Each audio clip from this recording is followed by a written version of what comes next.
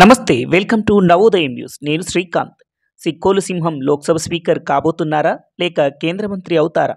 ఎవరి గురించి మాట్లాడుతున్నానో ఇప్పటికే మీకు అర్థమైందనుకుంటాను. అదేనండి ఈ శ్రీకాకుళం ఎంపీ రామ్మోహన్ నాయుడు గారు.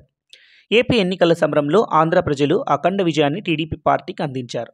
రాష్ట్ర అసెంబ్లీలో అఖండ విజయం సాధించడమే కాకుండా టీడీపీ కూటమికి ఏకంగా 21 ఎంపీలను అందించి చంద్రబాబును జాతీయ రాజకీయాల్లో సైతం కింగ్ మేకర్ను చేశారు ఆంధ్ర ప్రజలు.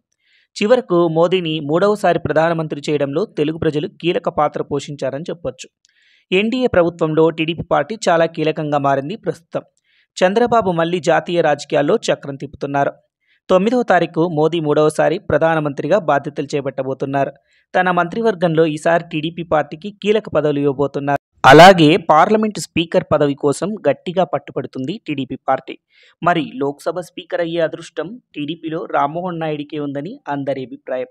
3 సార్లు శ్రీకాకుళం ఎంపీగా గెలిచి హ్యాట్రిక్ ఎంపీ అయ్యారు ఈ ఎర్రంనాయుడు గారి అబ్బాయి. 2014 ఎన్నికల్లో ఎంపీగా మొదటిసారి గెలిచి పార్లమెంట్లో అడుగుపెట్టారు. 2019 ఎన్నికల్లో జగన్ సునామీని సైతం తట్టుకొని ఎంపీగా గెలిచారు రామ్మోహన్ నాయుడు. 2024 ఇప్పటి ఎన్నికల్లో మూడవసారి గెలిచి తన సత్తా ఏంటో చాటారు. ఎర్రంనాయుడు గారి వారసుడిగా, టీడీపీ పార్టీ యువనేతగా పార్లమెంట్లో ఆంధ్రప్రదేశ్ గొంతును చాలా బలంగా వినిపించారు ఈ సిక్కోలు సింహం. టీడీపీ గెలిచిన 16 మంది ఎంపీల్లో సీనియర్ రామ్మోహన్ నాయుడే. మరి కేంద్ర మంత్రి అవుతారా లేక లోక్సభ స్పీకర్ అవుతారా?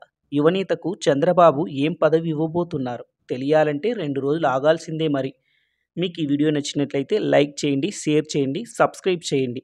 మీరు నాకు సపోర్ట్ ఇస్తారని మనస్ఫూర్తిగా కోరుకుంటూ, అలాగే రామ్మోహన్ నాయుడు గారికి శుభాకాంక్షలు తెలియజేస్తూ సెలవు తీసుకుంటున్నాను. రేపు మరొక వీడియోలో మీ ముందుంటాను. నమస్తే, జై హింద్, జై ఆంధ్రప్రదేశ్.